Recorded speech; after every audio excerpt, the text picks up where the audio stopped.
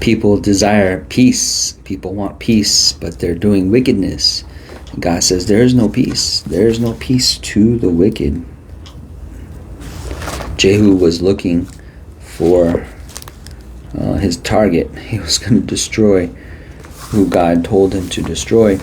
And on his way, the king that Jehu was looking for sent messengers, someone to greet him, saying, "Is it peace?" And he said, "What peace? What? No, it's not for you. What do you mean peace? You're looking for peace?" He sent another guy, and he said, "The witchcrafts, there's so many, how can there be peace?" This is Isaiah 57, 20. "But the wicked are like the troubled sea when it cannot rest, whose waters cast up mire and dirt. There is no peace, saith my God, to the wicked." And yet people are seeking peace. People are seeking peace, and they're not finding it because it's in here. It's in here. It's in the Lord. It's in the Lord. It's in surrender to the Lord. Then you'll find peace. There you'll find peace. It's not anywhere else. And yet people are doing all the opposite things. God says, "You are contrary. You don't pay attention to me. You don't go to church. You don't listen to me. And so why are you seeking peace? I already told you. Isaiah chapter 46, verse 10, declaring the end from the beginning, and from ancient times the things that are not yet done, saying, my counsel shall stand, and I will do all my pleasure. Declaring the end from the beginning. Yeah, God already said. Apostle Paul told the shipmen, this will be much hurt if we go. And they didn't hear Apostle Paul, the man of God. They heard the shipmen, the natural. So they set sail, and it was just like Apostle Paul said. The spiritual man, the faithful spiritual man, they had access to knowledge of the future if they only listened to him that said, oh, if you go, that's going to be hurt. And yet, but the signs, the natural signs didn't show that. It was the clouds are peaceful, the sky looks peaceful, the sea looks peaceful. They set sail and it's a storm. Oh, who would have known? Apostle Paul said, I told you so. I told you so. God is saying, yeah, I tell you things. If you want to know, I tell it from the beginning, declaring the end from the beginning. This is verse 9. Remember the former things of old, for I am God, and there is none else. I am God, and there is none like me. In verse 8, remember this, and show yourselves men. Bring it again to mind, O ye transgressors. Remember the former things of old, for I am God, and there is none else. I am God, and there is none like me. Yeah, what are you looking towards? What are you looking for? Same chapter. He's telling us where our eyes are set, where we're staring at, where our hope is, and why we fail. They lavish, this is verse 6, they lavish gold out of the bag, and weigh silver in the balance, and hire a goldsmith, and he maketh it a god. Right? We make gods. We craft gods that are no God. How do we know? Because we don't listen to God. We're not hearing God. We're not seeking God. How do we know? Because we're not doing what God said. And so that reveals, oh, you're pursuing a different God. You made another God, whether out of gold, whether a statue, or in your mind. In your mind. You fear something else. You obey something else. There's other laws, other principles. So when Apostle Paul speaks and says, yeah, no, that would be bad, we can't hear it. Though he said it, And it went one ear and out the other. He said it in a language they understand. It went in the mind and out the mind. He put it in their hands and they put it in the trash bin. And God says, I make it available. I speak. I make myself known. I open my hand to you. You slap the hand away. I speak to you. You turn the shoulder. But it's available. It's available. Goodness. God extends his hand, offers. God says, there's life. Hi. Oh, you don't want to say hi to me? There's death. There's life. There's death. And so whenever we ignore God, the voice of God, the leading of God, the word of God, all that we know, right, of God, what God requires of us, demands of us, and ignore that to pursue, the world has alternative ideas, alternative ambitions, alternative images of success, images of identity, telling you to be this. This is a successful person. This is a successful career. This is a successful lifestyle.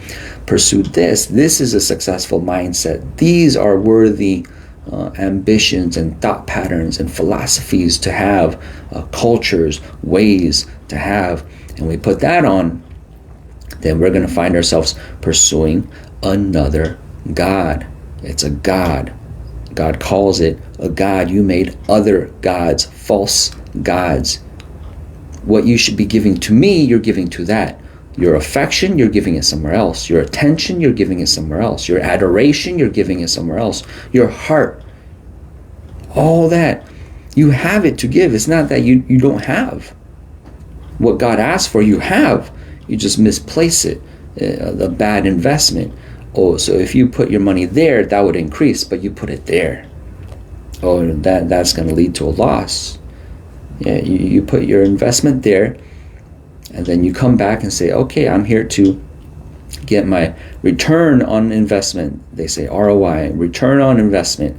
I put $10 down, and you promised that you would get, this would turn into $15. That's a good return. Yeah, grow my money. I just have to put it here, $10, and then when I come back in some amount of time, I can get 15. Yeah, then I'm going to leave it with you. But you come back and they say, oh, we have $1. What? I gave you $10 and you promised me 15. Oh no, here's $1 or a penny. Here's a penny. Oh, that's going to make you mad. A penny? What happened to my money? I gave you 10. You're supposed to increase it. And here's a penny. That's our life. Our life. We spent our energy, our days in the wrong place, in the wrong thing. The world says, yeah, come here. Put it here. Buy this membership. Buy this product. Pursue this life. Be this person. And it steals from you. And you check. One day you look at the mirror. One day you're sitting in your chair. And you're wondering, what happened? What happened to my life?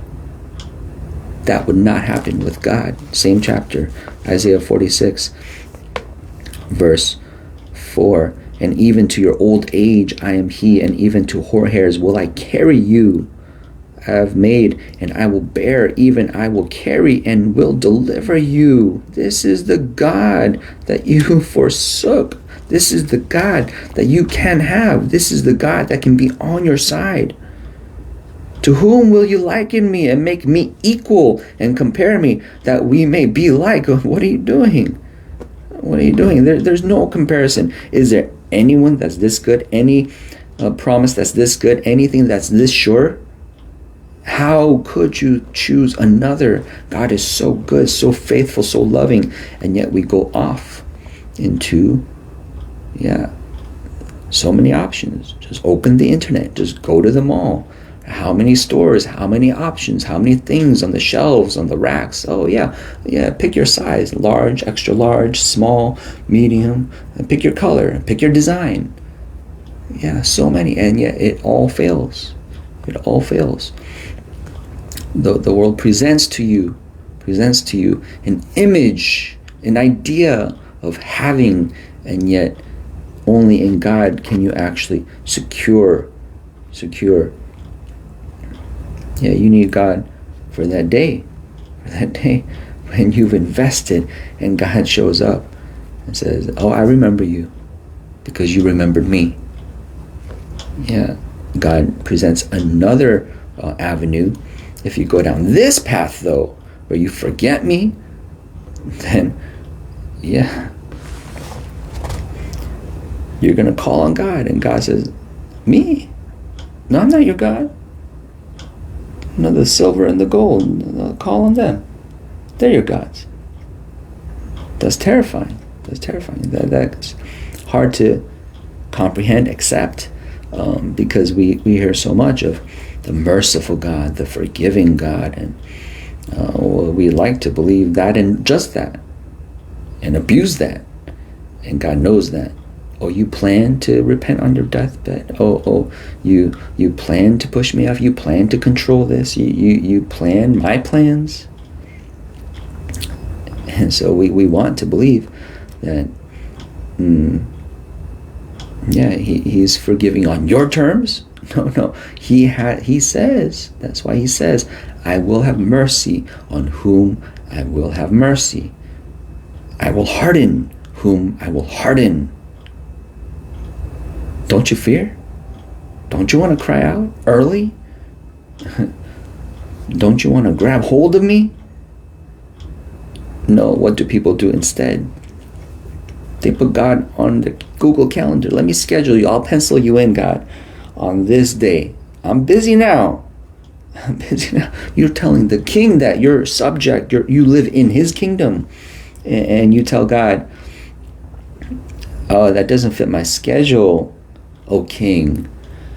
Yeah, as if you're a king above him.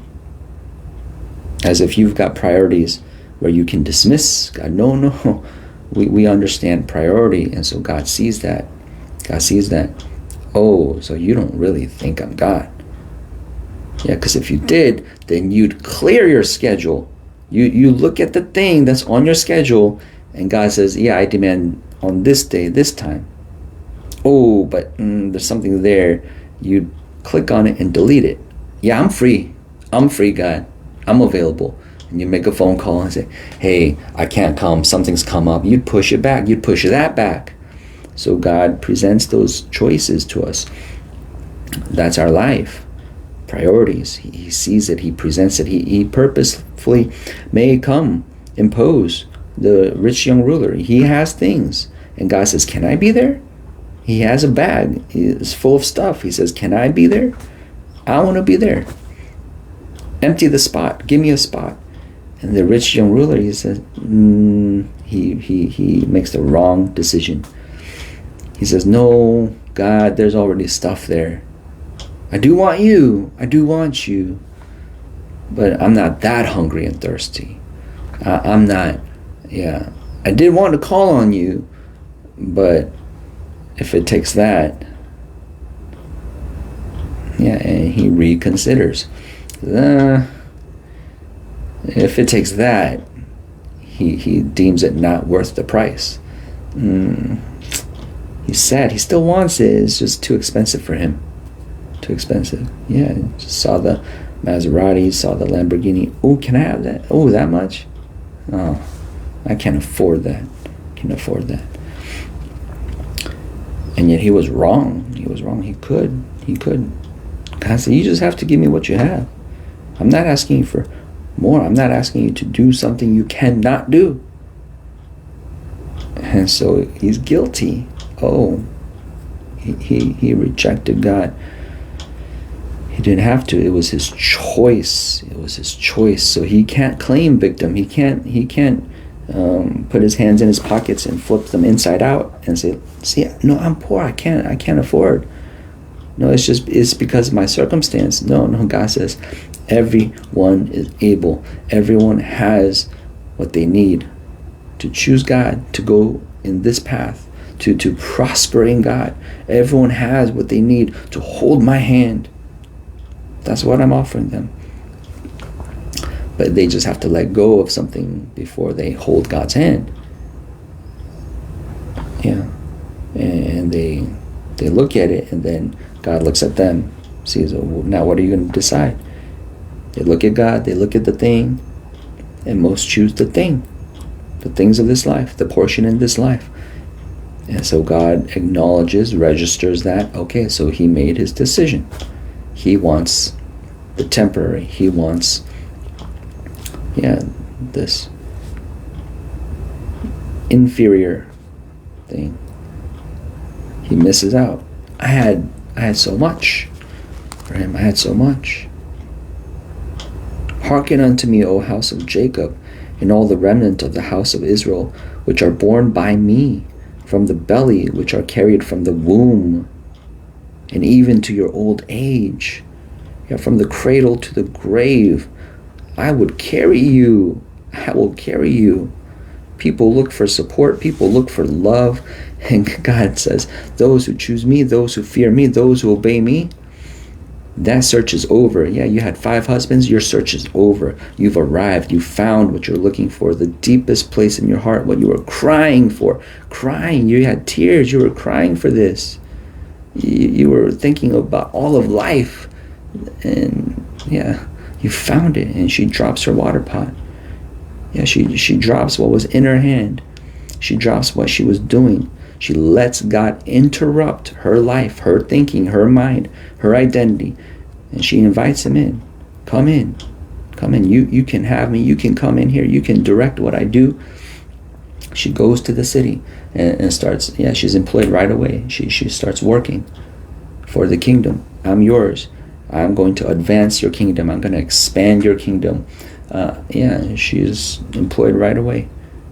And she goes to the front lines. And she starts telling everybody, come see a man. Come. From the cradle to the grave, God will bear you. God will bear. People long for that. People want that. People look for that in houses and people and riches and money and relationships and places and status and all the other things that will not do it. Rabshakeh told them when he came to invade, you trust in Egypt? That's going to be a reed that you lean upon. It'll pierce your hand. It's going to fail you. It's going to fail you. In similar language. The things that we depend upon, we expect it to support us, but it's going to fail us. It's going to fail us. And Rabshakeh, what happened to him? Right? Him and his king and his kingdom, they perished because they came against the people of God. They came against the people of God. Though he claimed to know God, though he claimed to destroy gods, other gods, and they did because they were weak. But now that they came upon Israel, it was to glorify God. You can destroy that kingdom who worships that God, that kingdom who worships that God. And Rabshakeh and his king, they felt puffed up. Like, hey, no one can stop us. We can devour this whole earth. We can go get everybody. You're next, Israel. And that's where it stopped.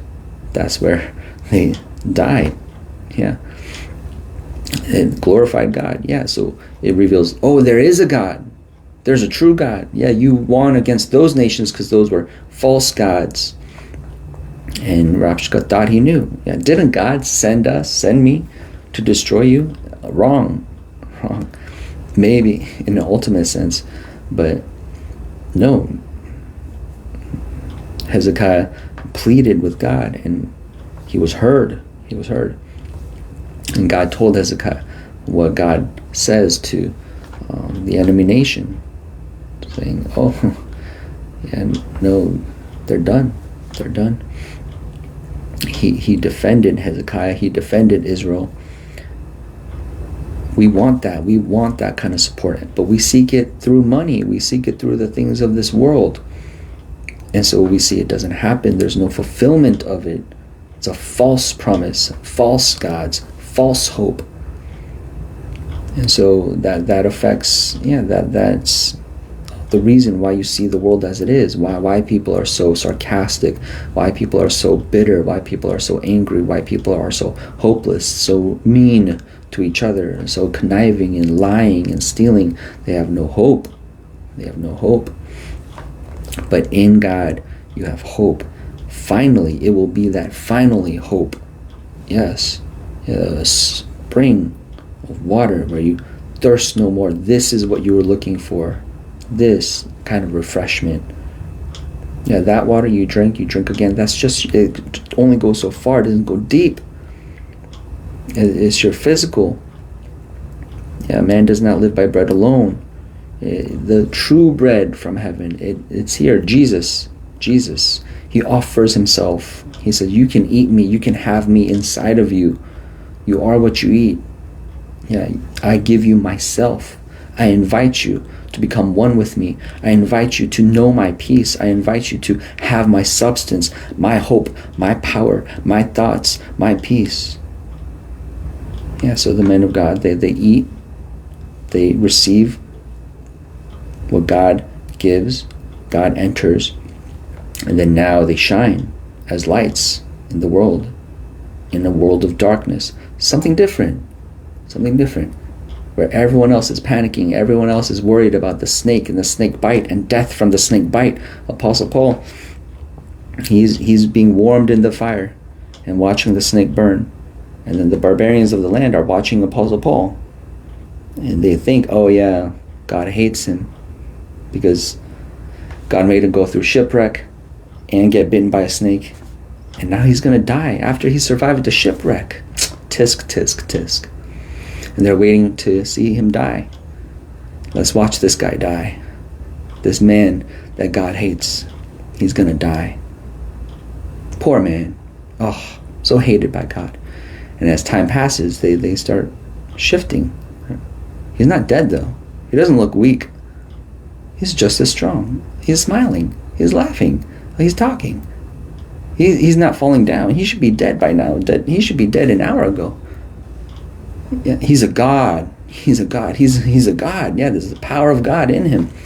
Walking through this earth, walking through this life, walking through towns, walking amidst the people, proving very God. Yeah, if you believe God, just like me, then you too can have this. You too can walk like this, free from fear, free from fearing death, free from having to run away from death, free from cowering from death, free from just live confidently in God with this hope that will not fail, this hope that is secure, that will happen. He declared it from the beginning. The same God that made heaven and earth, this God, that God, the most mighty God, the only true and living God. Yeah, you can leave all the fake versions, all the cheap knockoffs and the the fabrications, the false ones, the fake copies. No, you are really wanting this God. And so as you walk through this earth, demonstrating that, as you commit to surrendering yourself, emptying yourself so that God can be there at the level that he wants to be, because there's a certain level, a certain amount that is necessary. You have a flashlight that's dying. Yeah, it's on, but is it going to help at that power? It's just a little orange glow. You can look into it. Oh, it's dying. No, that isn't helpful. It's on, but it has to be on at a sufficient strength. Yeah, it has to be so powerful that you look into it. Oh, you turn away. It's too bright.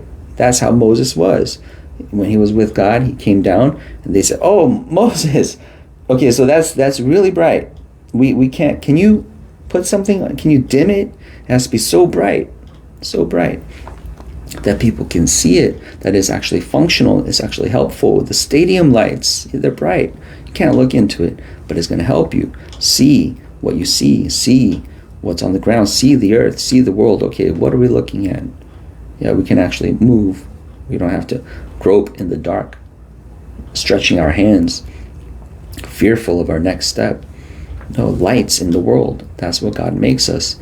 Reference points if we reference God, so that people then can see us and say there is a God because of us, because of our surrender. So that's what we're doing, is leaving ourselves, letting go of ourselves, having God fill us, having God talk to us, having God teach us, because there's other barbarians here in the land, in the earth, that want to see, that can know if you did your part to surrender to God, to become as much one with God as He calls you to be, then you can walk in power and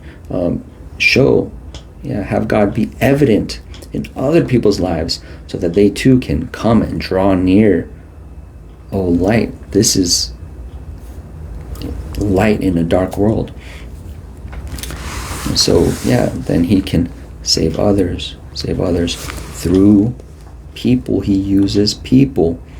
And so we want to be totally in agreement, so that God can do that full work without hindrance. You'd frustrate God if you are lukewarm. That flashlight that's just dying, hey, it's on, but you're supposed to shine at a certain brightness. So it's not just going to church, it's not just reading, but how much be sensitive to the demand of God. What is He requiring? So the rich young ruler, right? He would prefer not to sell all his things, and yet that's what was asked of him. And you see, there was no negotiation. He didn't meet Him anywhere in the middle. How about half? Because 100% is a lot. How about 75%? Will you meet me there? There was none of that. It was all or nothing. And He chose nothing. He chose nothing. Bag full of stuff, heavy, weighty, and yet He's not going to have peace. There's no peace for the wicked. He's going to have all that stuff with no peace. And even they themselves say, right? More money, more problems. And yet that's what they choose. God says, one God, and all the peace. Just one God. Just look at me. Just worship me. And get rid of all the other gods, all the other fake gods in your life. And I will carry you to the end of your life. What kind of offer is that? So we have to understand, when we go for other things in the world, what you're rejecting. What is it? How good this is. It's not comparable, and yet people are comparing. No, why sit you on the fence? Run to God. Run to God. There's nothing that can compare with God and His goodness and what He's actually promising. And so we're delving into that, digging into that, reassuring ourselves and others, each other. Oh no, this is good. This is worth it. You don't want anything else. Nothing else is worth it. You want to invest fully. You want to give fully. We want this to the uttermost. He will save to the uttermost. That's His words, His promise. And that's the direction that we're running in.